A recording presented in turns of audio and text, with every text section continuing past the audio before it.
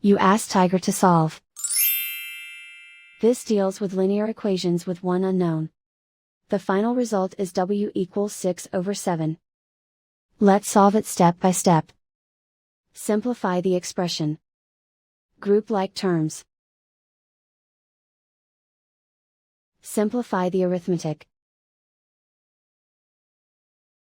Group all constants on the right side of the equation. Add 12 to both sides. Simplify the arithmetic.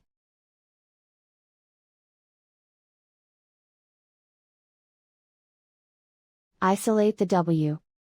Divide both sides by 14. Simplify the fraction.